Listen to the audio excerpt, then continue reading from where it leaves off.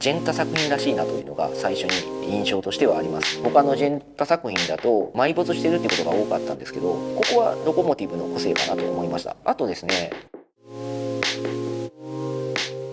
時計通信編集長の須川です。今回は2024年度の新作クレドールロコモティブの実機レビューを行いたいと思います。まずモデル紹介を簡単にしておきますと、実はセイコーはかつて有名な時計デザイナーであるジェラルド・ジェンタさんの作品を作っていました。そこから今だいぶ時間が経って今年はクレドール50周年ということで、そのジェンタさんの当時の作品を復刻させましたというのがクレドールロコモティブという作品になっています。そのジェラルド・ジェンタさんですけども、有名な作品としてはまずは1972年にオーデマ・ピゲのロイヤルオークをデザインしています。そしてその後1976年パテック・フィリップのノーチラスを作っています。さらにそのノーチラスの実は3年後の1979年クレドールのロコモティブをデザインして作っているというのがありますので、今回の作品もジェンタ作品ということになっていますので、そういった意味では非常に価値のある貴重な作品ということになっています。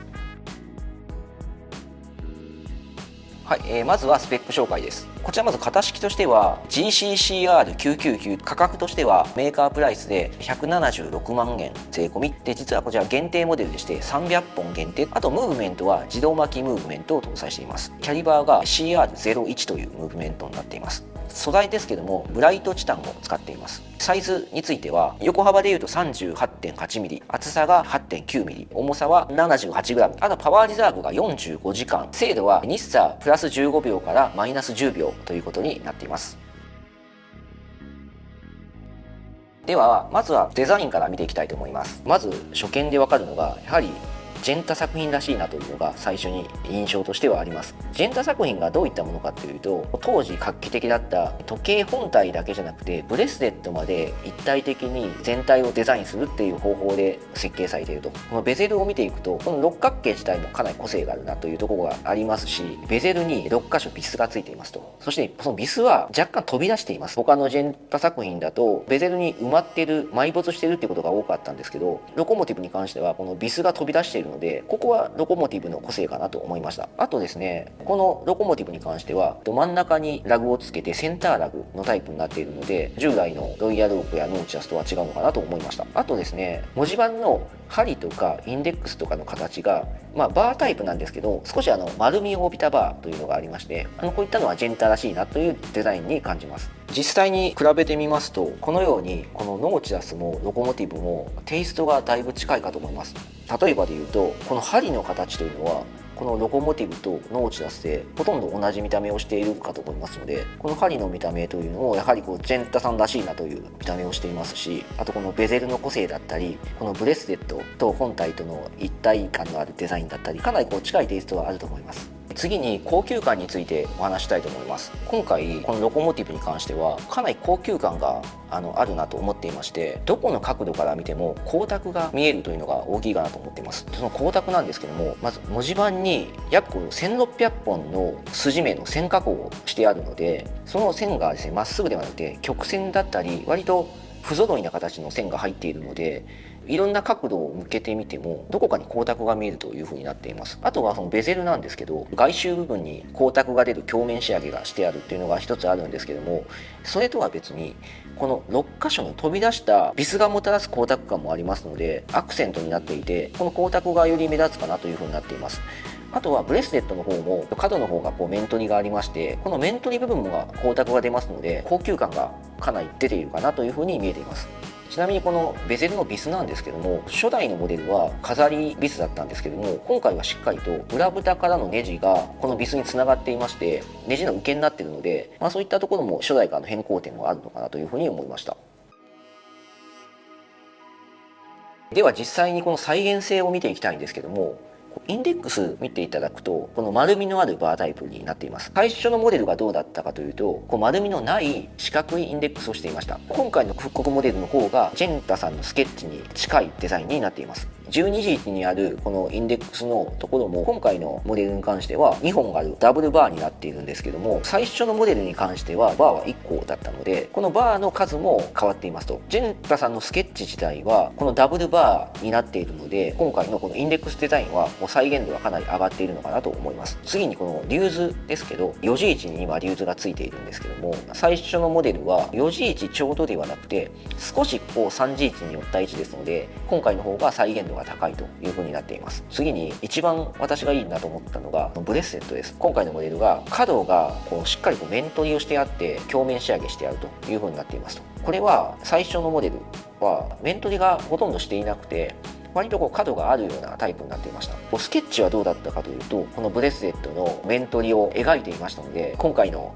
復刻モデルはしっかりとブレスレットに面取りをかけてジェンタさんのこのスケッチに近いようにしているので、ここの再現度はかなり上がったなと思っています。フェイス周り、そしてブレスレットを含めて再現度が高いのはこちらの復刻モデルかなというふうに思っています。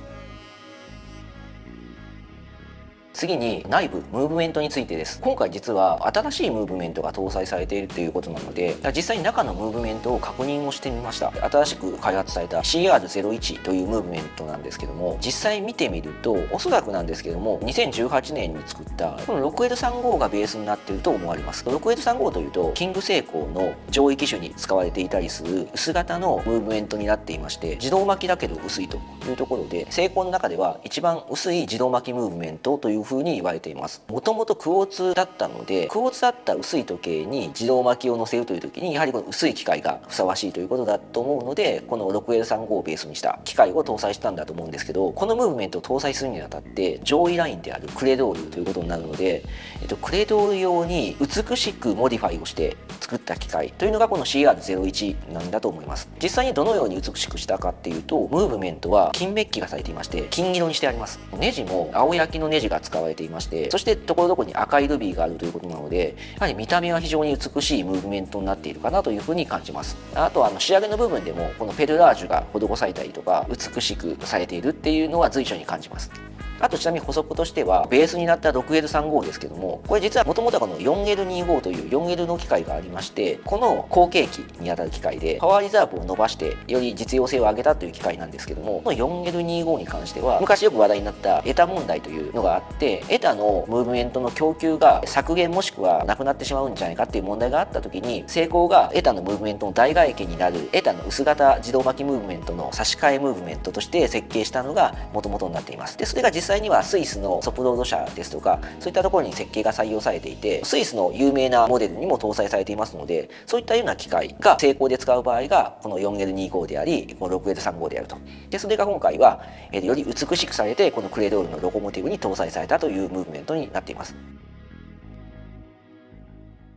最後に私の感想をお話したいんですけども、この復刻のロコモティブにあたってジェンタさんの元々のデザインをより忠実に再現するために作ったのがこの復刻かなというふうに感じていまして、当時最初のロコモティブは20万円台で販売されていまして、他の作品のロイヤルオーク、当時ステンレスで一番高い時計と言われたぐらいかなりこの手の込んだ作りをしていまして、ジェンタさんのやりたかったことがかなり再現できている。最初のロコモティブに関しては販売プライスだったりコスト面だったりでジェンタさんのやりたかったことは断念した部分があるんじゃないかなと思っています。今回の50周年の復刻モデルということに関してはちゃんとジェンタさんがやりたかったデザインというのを再現しようという意図を感じましたので、先ほどお話しした再現度の部分でインデックスだったりリューズ位置だったりブレスレット面取り、こういったこのジェンタさんの意図をもうちゃんと汲み取ってもう一回出そうとやったところの取り組みが面白いなと思いました。そしてもう一つなんですけど、今回は実は300本の限定として出してきたんですけども、このロコモティブはロイヤルオークノーチラスと並列に語られるようなモデルなので、そのモデルが300本だけしか今登場してないということなので、もしこのまま後発モデルがなくてここのワンショットで終わってしまったとするならば希少なモデルになる可能性があるので、今後の歴史がどうなるかを見られるという点でも面白いなと思っています。この動画が気に入っていただけましたらいいねボタン、チャンネル登録をよろしくお願いします。また今回の動画内で何かご質問などございましたらコメントもお待ちしておりますのでよろしくお願いします。そして今回の内容はブログでも紹介しておりますのでそちらもよろしくお願いいたします。ご視聴ありがとうございました。